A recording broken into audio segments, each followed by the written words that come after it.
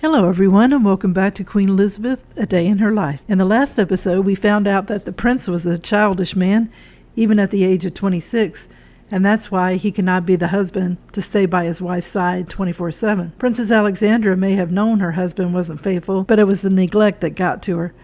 Everyone knew he was out having a good time with everyone else while she was at home suffering from a serious illness. It's also at this time that we found out that the princess was starting to go deaf because of her illness. It was so heartbreaking to hear that, although she was able to disguise it for a while with the help of her friend. She loved to spend time in nature with dogs and horses, and I can't say I blame her. She also liked to spend time at home with her children. So let's see what's going on today.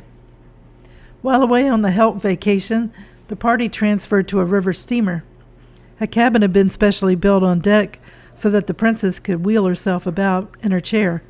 And at first she enjoyed herself. She tried sketching the scenery of the riverbanks. Trouble soon arose. She spotted a Prussian flag fluttering at the stern. It didn't matter when Princess Alexandra was told that it was flown there only because of international agreement and custom. She saw the Union Jack was flying at the mizzen and her own Danish flag at the fore. Her anger could not be contained. Queen Victoria had always been against the visit to Wiesbaden, and events proved her right. The prince insisted on attending the Batten race meeting, and he wasted a lot of time and money betting. The queen complained of the amount he had spent on satisfying the princess's taste for jewelry, wondering what a woman could want with new pieces who already had more jewels than she could ever wear. It is possible that not all the jewelry that the prince bought on this occasion had found its way into the possession of his wife. Queen Victoria, though, felt that her son's extravagance wasn't as bad as her daughter-in-law's bad behavior toward the King of Prussia. The prince was away on September the 19th when a telegram arrived from the king announcing his intention of calling on the princess at Wiesbaden at any time convenient to her that evening or the following day. Knollys had no option but to take this unwelcome message directly to the princess, who at once dictated a refusal so blunt that he refused to transcribe it. The matter was left for the prince when he returned that evening. The prince saw that his wife was not going to accept the invitation. The prince did his best to tone down the rudeness. He sent a tactful message saying that he himself would call upon the king, but that the princess was not well enough to receive visitors. The princess proceeded to underline the all-too-plain meaning of her behavior by traveling to Rumpenheim to be present at her grandfather's funeral. If she was well enough to attend a funeral, she was well enough to receive a social call. It was clear that her refusal to see the king had been intended as a deliberate rebuff. The crown princess was upset by the insult to her father-in-law, and she wrote to Princess Alice, stigmatizing the Princess of Wales' behavior as neither wise nor kind, and begging the Princess Alice to see the prince and persuade him to make some sort of apology to the king.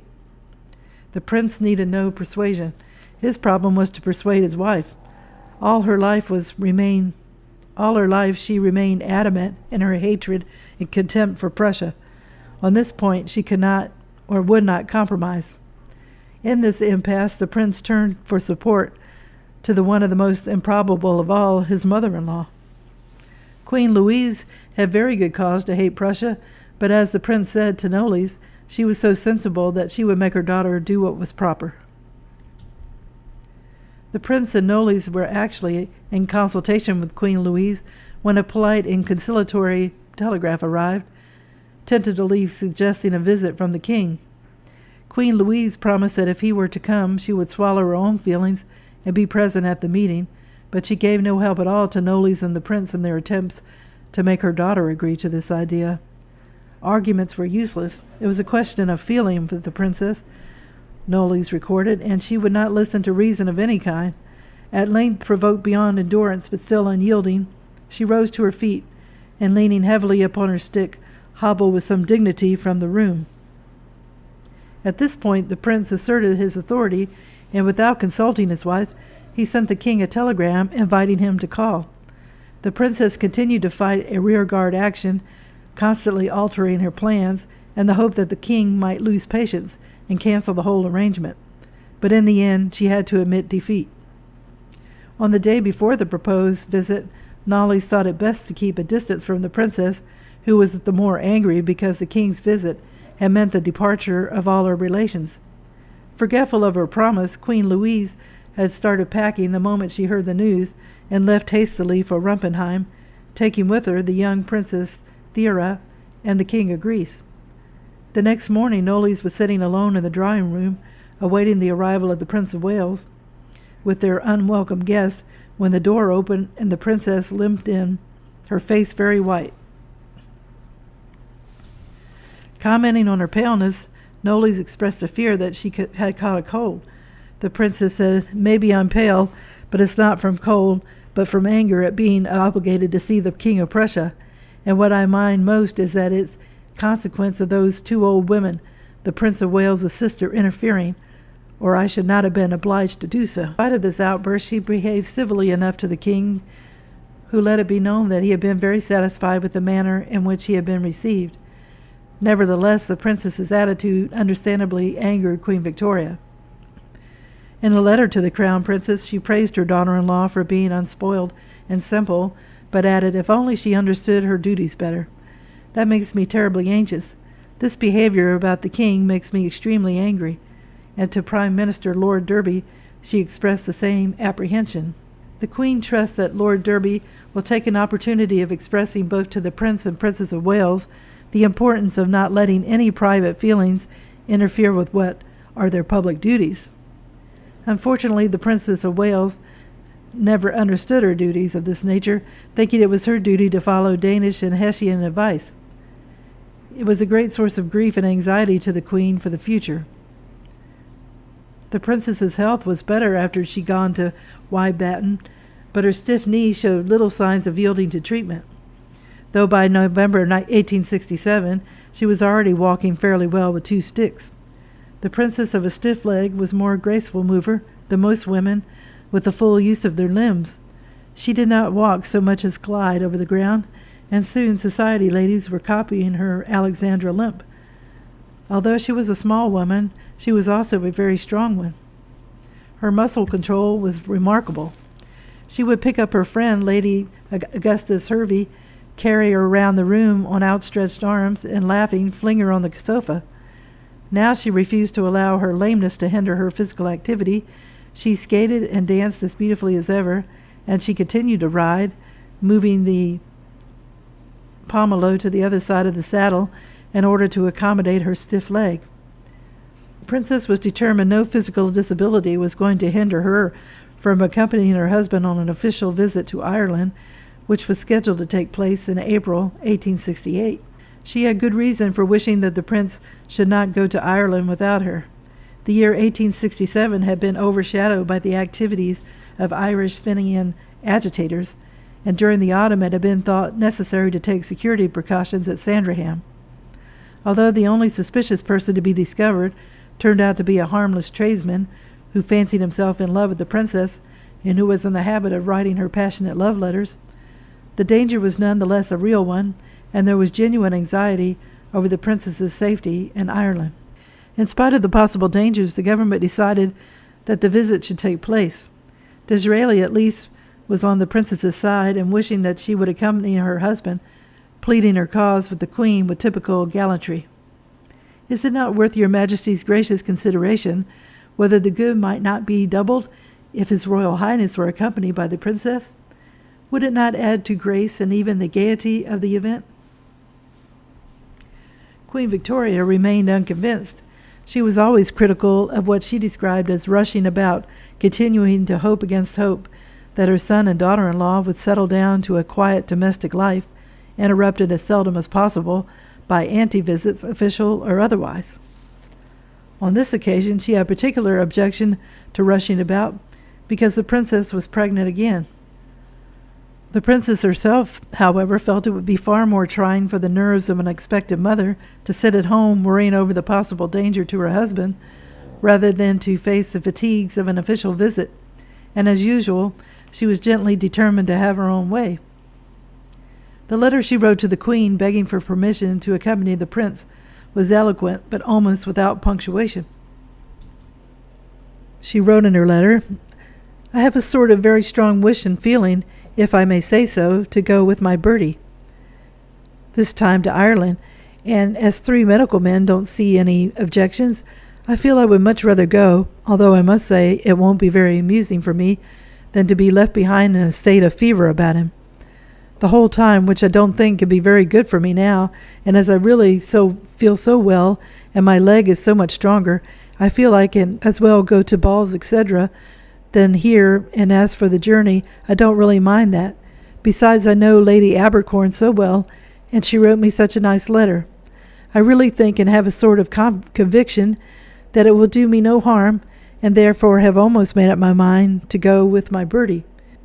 In these times now, I think one gets to feel more anxious about those one loves most in the world, and it makes me always feel anxious when we are obliged to be separated for a while.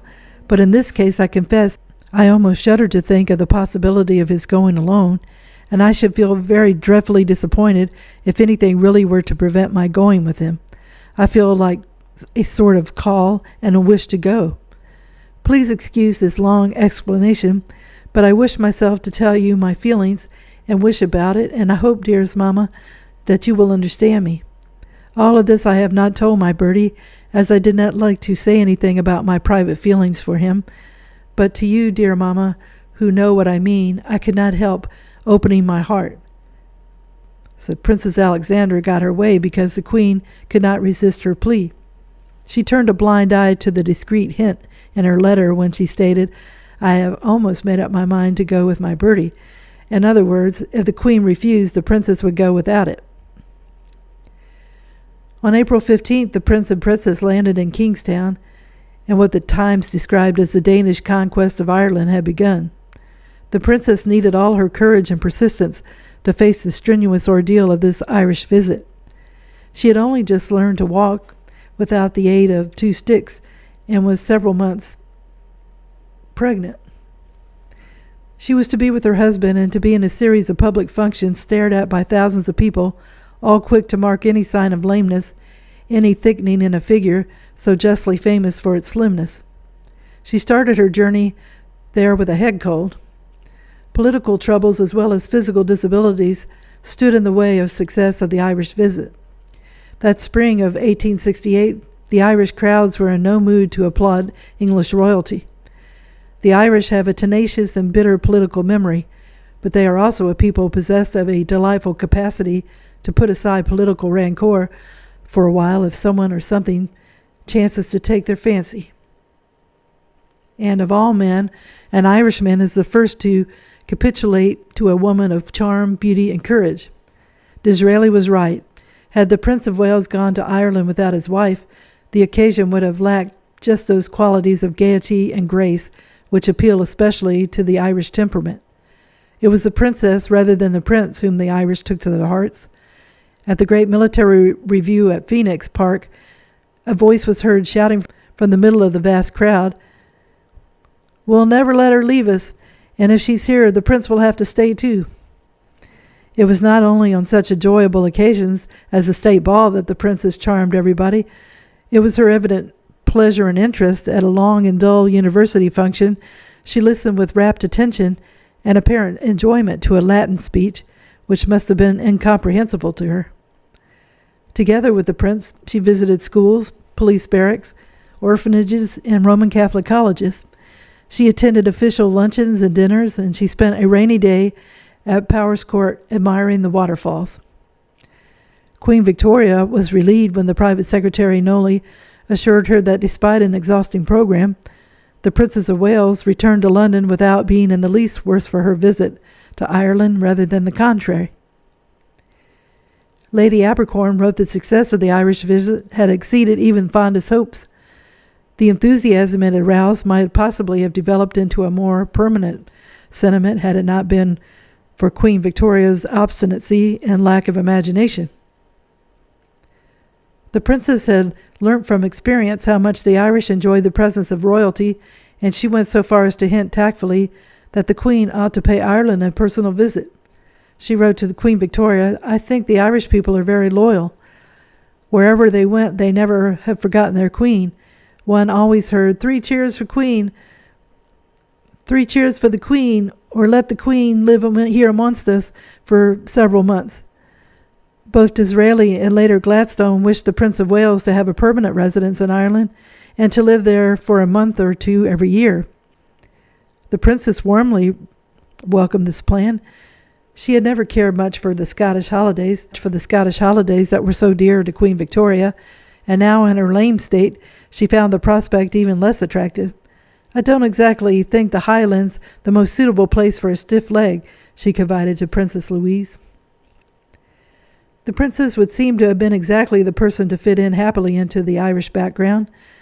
The dream was a pretty one, but it was not meant to be. The Princess of Wales and the Irish people were to have no chance of becoming better acquainted because Queen Victoria firmly vetoed the idea of an Irish residence for the prince and princess. All that the princess could do to show the friendly Irish populace that she had not forgotten them was to appear at Ascot in the same outfit she had worn at Punchtown races, and a green dress of Irish poplin trimmed with Irish lace, with Irish shamrocks in her white bonnet. This gesture cost her something when one of her female relations remarked rather cattily, "Dear Alex was looking a little less than her very best." So I will end the video here. In this video, we saw how stubborn and how loyal the princess remained to her country. She was really adamant that she would not see the King of Prussia till she was practically forced to by the prince, the queen, and the queen's daughters. Princess Alexandra had the charm she needed to convince the queen to let her go to Ireland. The queen didn't want her to go because Alexandra was pregnant once again. But it was a good thing she went because the people really loved her more than the prince. And Princess Alexandra loved them too. And it was so neat to learn more about the personality of the princess and how she stood up to the queen in a respectful way. Well, I hope you enjoyed the video. And if you haven't subscribed, if you could do so, it would help the channel to grow, as well as giving it a thumbs up. It's all a great help. And if you haven't clicked on the notification bell, if you could do that, it lets you know when a video is posted. More importantly, I want to wish everyone a good day, and tune in again soon for another episode of Queen Elizabeth, A Day in Her Life. Thank you. Bye.